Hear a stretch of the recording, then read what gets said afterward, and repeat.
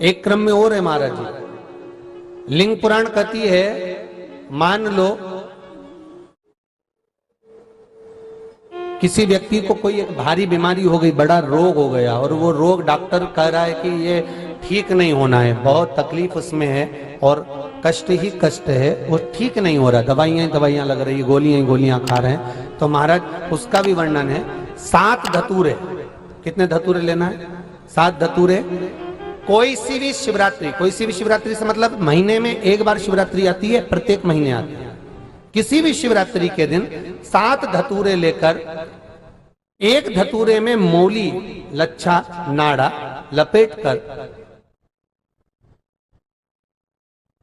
चंद्रमौली भगवान का स्मरण कर उस मौली को लपेटकर 6 धतूरे में हल्दी लगाकर शंकर भगवान की जो जलाधारी है, जलाधारी में आपको पहले भी वर्णन किया है,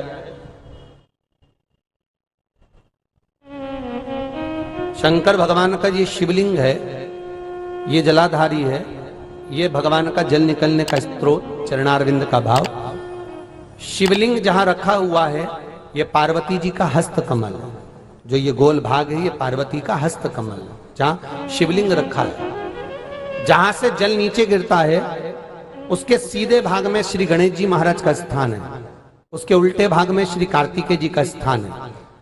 जलाधारी के सामने एक मोटी सी लाइन होती है, कहीं सांप बना होता है, कहीं स्थान बना होता है। जो मोटी सी लाइन है ये शंकर भगवान की सबसे छोटी लड़की अशोक सुंदरी का स्थान है। जलाधारी के ऊपर जो 3 टेकी लगी है ये भृगु ऋषि का, भृंगी गण का स्थान है। इसके ऊपर जो कलश है, कलश में जो पानी भरा जाता है वो पानी जो बूंद बूंद नीचे गिरता है, ये शंकर भगवान की 5 लड़कियों का स्थान है। जया, विषहरा, सामरीबारी, धोतली और देव, ये 5 लड़कियों का स्थान है। शंकर भगवान का संपूर्ण परिवार शिवलिंग के सामने से, जहां से जल चालू होता है गिरने के लिए नीचे की ओर जब जल जाता है, उस स्थान पर भगवान शंकर के सारे गणों का स्थान है। फिर जब जल बहकर सामने की ओर जाता है, जितनी दूर तक जल जाता है उतनी दूर तक भगवान शंकर के उस जल भाग को ग्रहण करने के लिए 33 कोटि देवताओं का स्थान है। इसलिए उस जल को हम लांघते नहीं है, क्योंकि वहां 33 कोटि देवता विराजमान रहते हैं महाराज।